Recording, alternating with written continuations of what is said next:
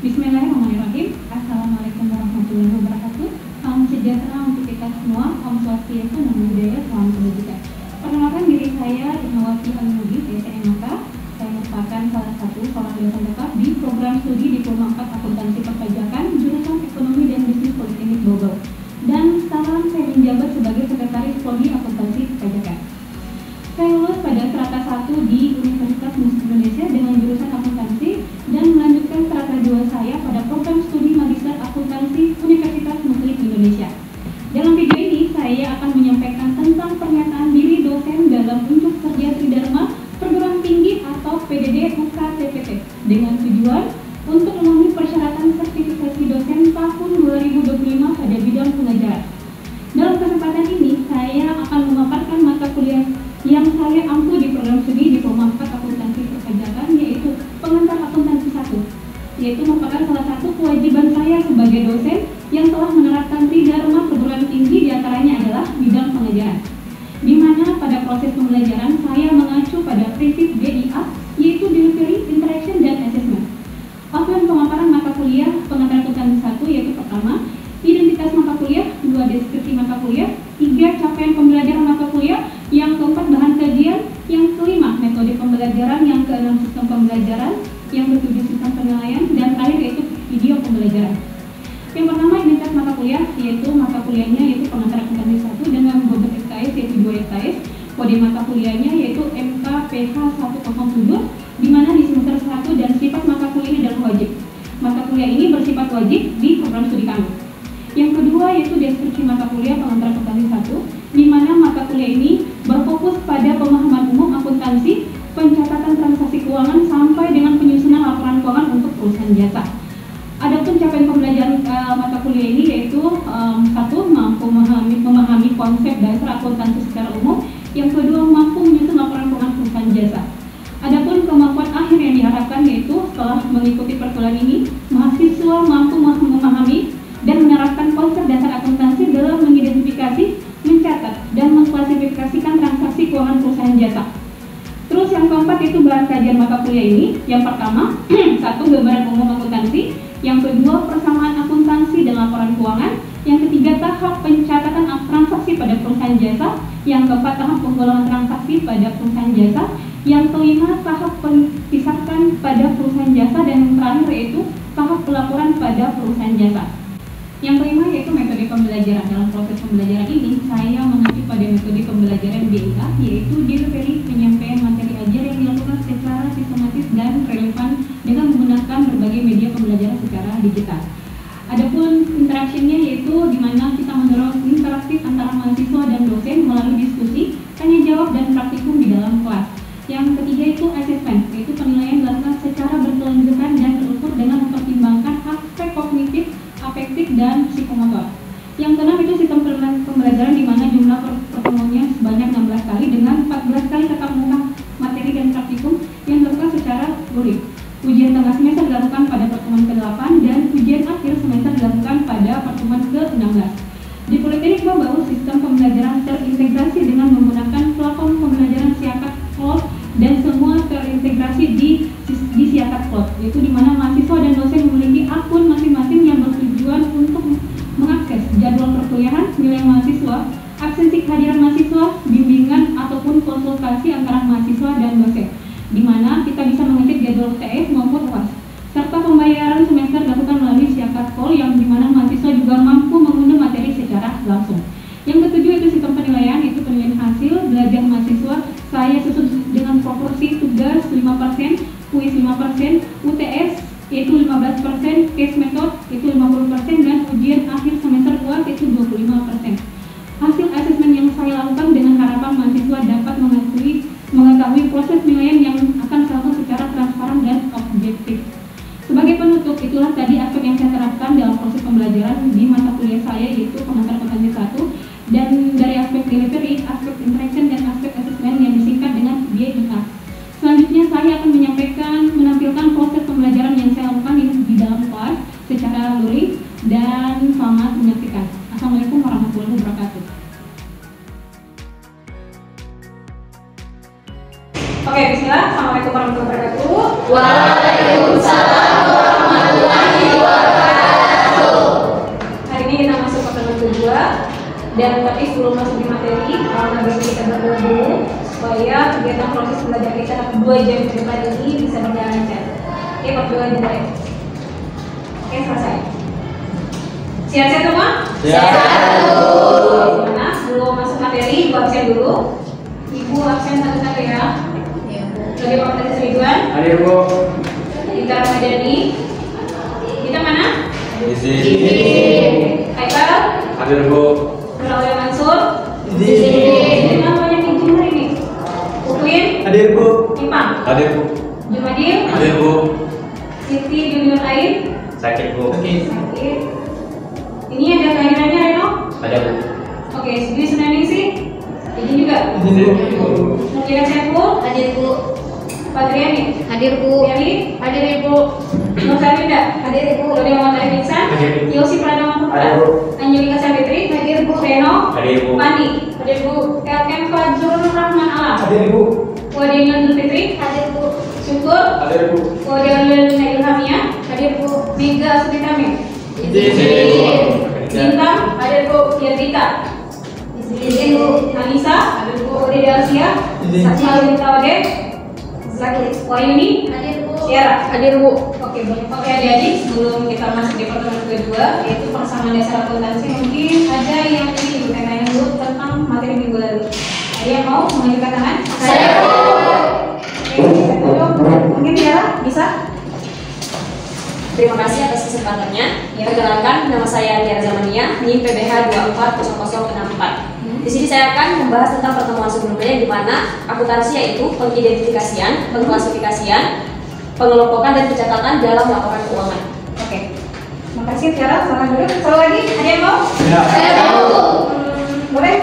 Anissa, selamat berdiri. Terima kasih Bu. Pertama perkenalkan, nama saya Anissa, NIM PBH 240060. Di sini saya akan menjelaskan tentang perbedaan jenis perusahaan yaitu perusahaan jasa, perusahaan dagang dan perusahaan manufaktur. Pertama saya akan menjelaskan pengertian dan contohnya. Di sini perusahaan jasa adalah perusahaan yang menghasilkan dan menjual jasa, bukan produk fisik. Contohnya itu jasa profesional, jasa keuangan, guru, dokter atau pengacara. Kemudian perusahaan dagang adalah jenis perusahaan yang kegiatan utamanya adalah membeli barang dagang dari produsen atau supplier, kemudian menjual kembali kepada konsumen atau pengelalan tanpa melakukan proses produksi atau pengolahan lebih lanjut. Contohnya itu toko pakaian, toko elektronik, dan toko online. Terus kemudian perusahaan manufaktur. Perusahaan manufaktur adalah jenis perusahaan yang kegiatan utamanya adalah memproses bahan baku menjadi barang jadi melalui proses produk atau pengolahan. Contohnya yaitu industri makanan dan minuman, industri otomatis, dan industri elektronik, dan industri kayu. Terima kasih. Kembali kepada Ibu. Oke. Paham kan? Sudah tahu? Paham. Oke, berikan apa supaya teman-teman berdua itu? Oke, kita masuk di materi persamaan dasar akuntansi. Tolong disimak baik-baik materi ini karena akan ada soal simulasi kalian di akhir materi.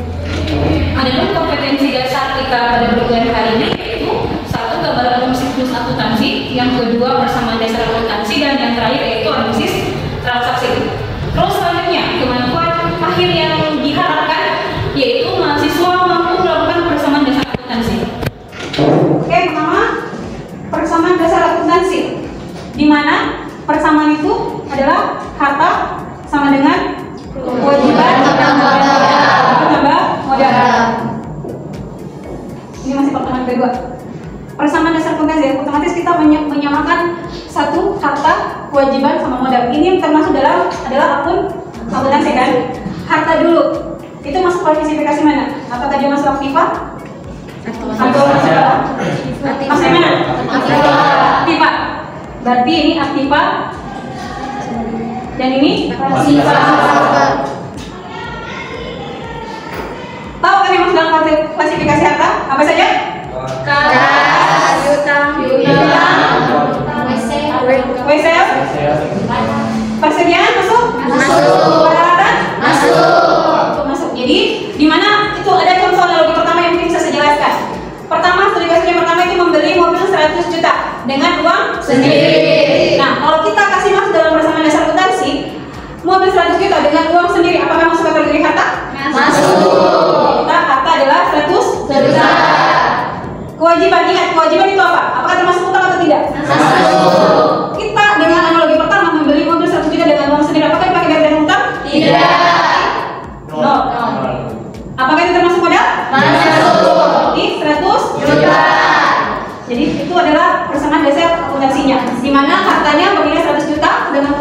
tidak ada karena kita membelinya secara tunai. Oke. Terus modal. Jadi dia masuk kategori juga modal 100 juta. Ini adalah persamaan dasar akuntansinya. Itu contoh yang analogi pertama. Oke, kita yang kedua. Bagaimana jika kita membeli mobil itu dengan utang? Otomatis beda lagi persamaan dasar akuntansinya. Di analogi kedua, kita membeli mobil kendaraan tersebut dengan utang. Berarti kalau kita membeli baik itu tunai ataupun dengan kredit, itu tetap masuk dalam kategori harta karena sudah masuk menjadi pemilik kita. Jadi 100 juta. Utang ada? Ada. Apakah kita masuk modal? Iya. Jadi ingat, aktiva sama pasif itu harus beres. Tidak boleh tidak. Jadi kalau 100 jutanya harta, otomatis kewajiban ditambah modal juga itu harus nilai dengan harga 100 juta. Oke, bisa? Bisa. Analogi kedua. Silakan sekarang kita ke analogi ke tiga. Sampai sini, Pak? Ingat persamaan dasar akuntansi aktiva sama pasiva, di mana aktiva itu adalah harta, sedangkan pasiva adalah kewajiban ditambah dengan Modal. Oke, analogi ketiga. Harta adalah kewajiban plus modal. Ketiga, kita membeli mobil 100 juta. 100 juta itu ada modal 30% dan ada utang 70%. Kita analogikan ke dalam persamaan dasar akuntansi. Hartanya berapa? 100 juta. Kenapa bisa 100 juta? Nilai nominal. Terus kewajiban berapa? 70. Kenapa bisa 70? Karena kita Karena dengan apa? utang 70%. 70% dikali 100 juta dapatnya 70. Terus modal 30%.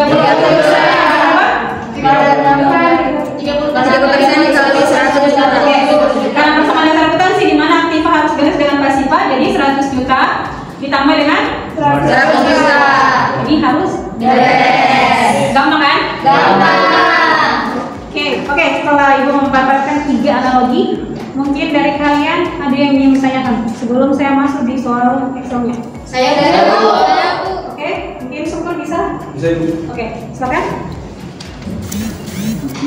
Terima kasih kepada Ibu dosen yang telah memberikan saya kesempatan untuk memberikan suatu pertanyaan. Sebelumnya perkenalkan, nama saya Syukur dengan NIP PBH 2400555. Untuk pertanyaannya yaitu, tadi Ibu menjelaskan persamaan dasar akuntansi bahwa harta sama dengan utang tambah modal. Bisakah Ibu berikan contoh akun yang terkait harta, utang, dan modal? Terima kasih. Saya kembalikan kepada Ibu dosen. Oke, terima kasih Adik Syukur. Mungkin saya jawab. Dari awal saya sudah jelaskan persamaan dasar akuntansi. Jadi persamaan dasar akuntansi adalah hal yang harus kalian pahami bagaimana konsepnya. Dan di dalam persamaan dasar akuntansi itu ada 3 klasifikasi, yaitu harta sama dengan utang tambah modal. Di mana harta itu masuk dalam golongan aktiva, utang dan modal itu masuk dalam golongan pasiva, dan itu harus balance ketika ditotalkan. Yang perlu kalian ketahui, harta, jika harta itu berasal dari orang lain maka dinamakan dengan utang. Dari orang lain namanya utang kan? Jadi kategori kita meminjam sesuatu kewajiban harus kita bayar. Jika semua harta berasal dari pemilik, maka harta sama dengan modal. Bisa kalian pahami di situ yang mana tergolong harta dari orang lain, yang mana harta dari golongan kita sendiri. Dan satu hal lain yang perlu kalian ketahui, harta, utang, modal itu masuk dalam ada kode akunnya kan? Harta itu golongan akun yang keberapa? Pertama. Kalau utang? Kedua. Modal? Ketiga. Ini jadi 1, 2, 3. Harta sama dengan utang ditambah dengan Modal. Oke, paham? Paham. Oke, selanjutnya ada lagi yang mau tanya? Saya, Bu. Ya, silakan Reno, aku bertanya Adek. Baik Bu, terima kasih atas waktu yang telah diberikan kepada saya. Sebelumnya perkenankan saya untuk memperkenalkan diri. Perkenalkan, nama saya Reno Setiawan dengan NIM PBH 2400051. Baik, langsung saja ke pertanyaannya Bu. Bagaimana siklus perusahaan jasa? Apakah ada perbedaan dengan siklus perusahaan dagang? Itu saja pertanyaan dari saya kembalikan ke Ibu. Oke, yang bagus. Mungkin ini adalah masih dengan flashback materi minggu lalu, tapi tidak apa saya jelaskan. Jadi siklus akuntansi perusahaan jasa sama perusahaan dagang itu memang sebenarnya sama, tapi ada perbedaan yang bisa harus kalian ketahui. Jadi kalau perusahaan jasa seperti ini, perusahaan jasa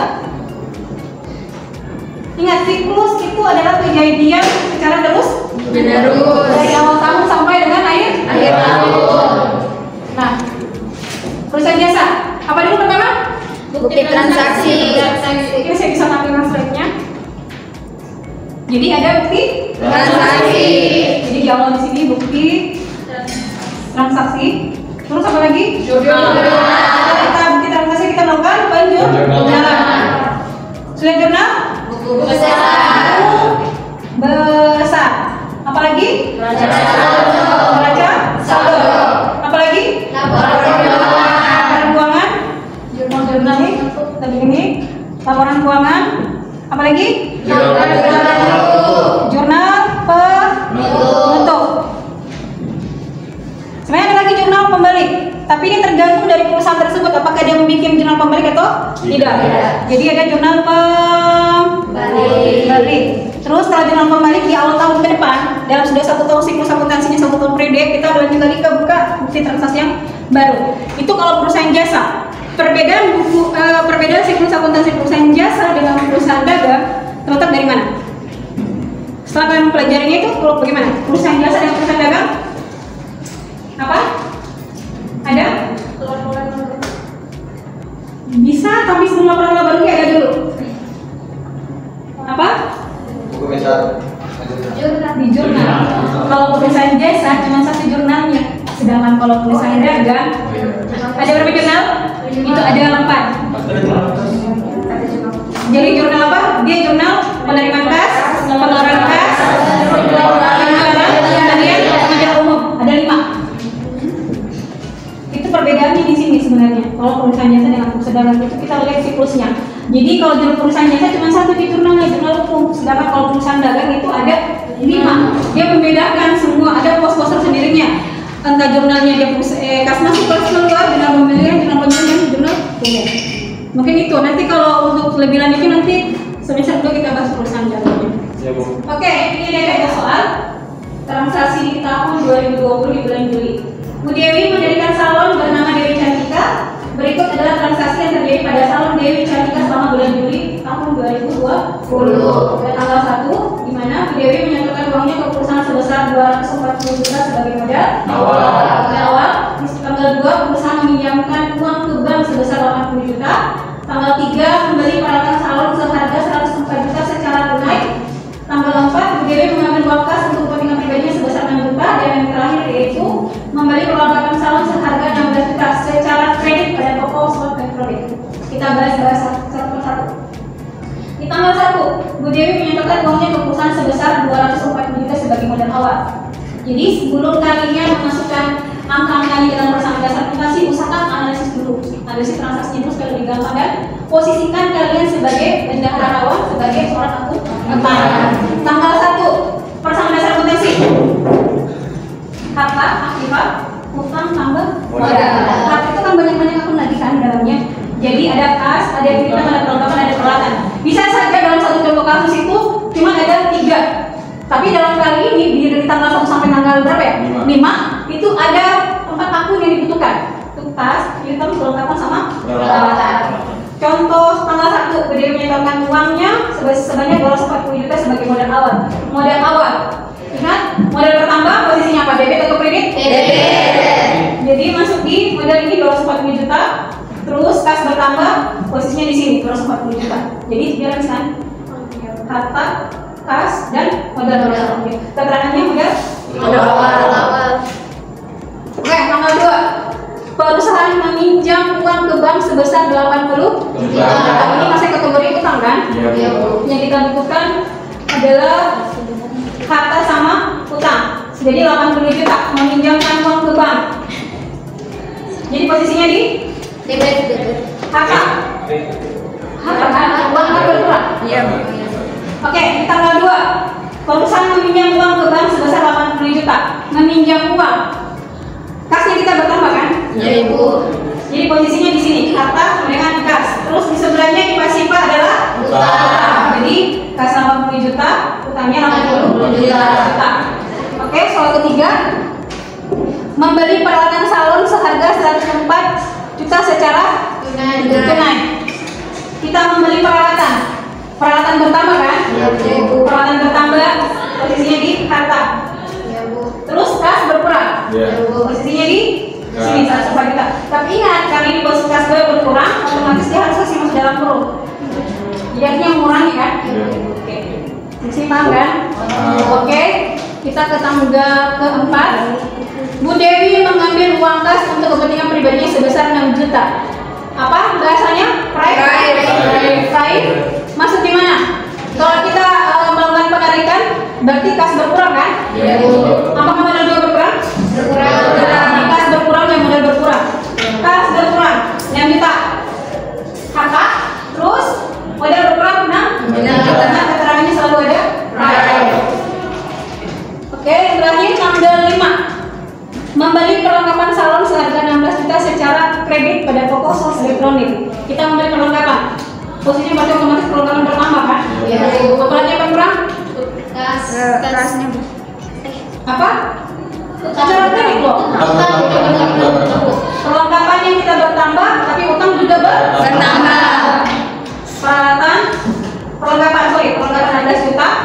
Utang juga bertambah. Nah, ingat setelah kalian semua tulis dari tanggal 1 sampai tanggal 5, totalkan kas, totalkan piutang, totalkan perlengkapan, peralatan, utang, modal. Totalkan semua, tapi ingat totalnya lihat yang mana dalam kurung. Kalau dalam kurung artinya dia sifatnya mengurangi kan? Ini tambah ini, terus sudah itu dikurangi ini, sudah dikurangi ini dan ditambah ini. Hasilnya 210 juta. Totalkan juga perlengkapan, peralatan. Ini 3 akun ini kas, perlengkapan, peralatan kalian totalkan. Itu masih kategori harta. Terus utang totalkan, modal juga totalkan. Jika hasilnya sama berarti dia beres. Kalau tidak sama berarti ada kalian salah kasih masuk di dalam akun tersebut nominalnya. Paham? Oke, kalau paham kita latihan soal. Ini Ibu nanti kirim materinya di grup ya. Iya, Bu. Ini ada soal dari tanggal 1 sampai tanggal 11. Mungkin sebagai intermezzo dulu latihan. Ini tanggal 1 Ibu kasih soal dulu. Ada yang mau jawab dulu di sini? Nanti tanggal 2 sampai tanggal 11 nanti silakan kalian kerja di rumah. Iya. Tanggal 1 dulu. Tuan Raka menyerahkan uang tunai sebesar 50.000 dan peralatan senilai 30.000 sebagai modal awal. Ada yang mau kerja dulu di papan? Nanti di saya. Siapa? Oke, silakan Fatri. Tanggal 1 ya, Dek? Iya.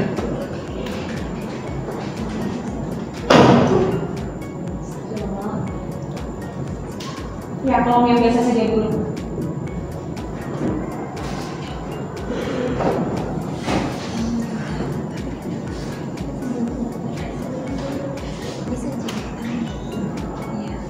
Oke, di atasnya tulis mungkin nanti Kak sama Kak Sita.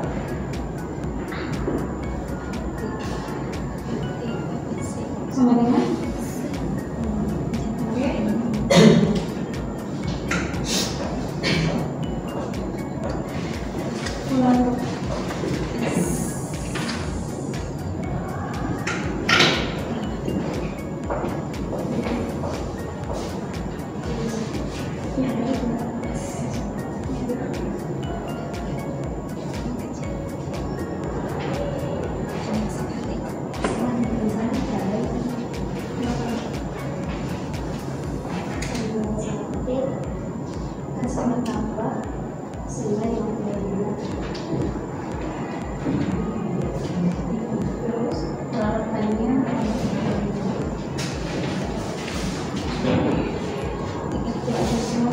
Dia masuk ke modal.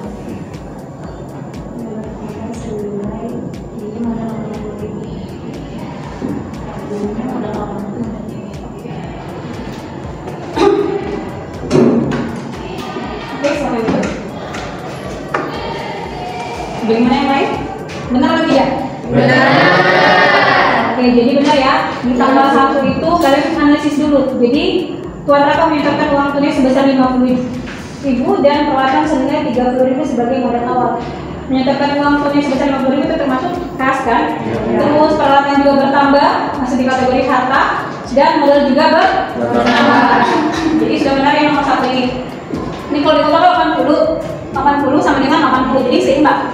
Nanti di tanggal 2, 3, 4 sampai tanggal 11 ini kan Fatri masih menambahkan harta kan cuma peralatan. Jadi nanti kalian identifikasi selain peralatan sama kas, berarti ada lagi akun yang perlu kalian tambahkan di bawah harta. Oke? Nanti kerjakan di kertas lembar atau di buku besarnya kalian. Usahakan rapi, pakai pensil, jangan lupa pakai pulpen. Pakai pensil. Jadi nanti di bawah itu kalian totalkan semua. Nanti jangan di total per tanggal, tapi totalnya nanti di bawah di akhir. Sampai sini ada yang ditanyakan? Kapan bisa dibuku?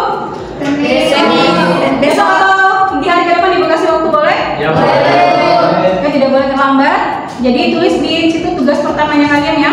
Ya, Ibu. Oke, mungkin itu saja untuk kuliah kita hari ini. Silakan dipelajari baik-baik. Tugasnya jangan sampai minggu depan. Mungkin saya mereview lagi tugas minggu ini. Materi soal tentang ini. Kita ketemu minggu depan di jam yang sama dan hari yang sama. Mohon tidak ada yang terlambat. Tugasnya jangan lupa dikumpul. Tulis tangan. Jangan sampai kotor. Kami itu menjaga kebersihan juga. Ya, Ibu. Oke, silakan balik.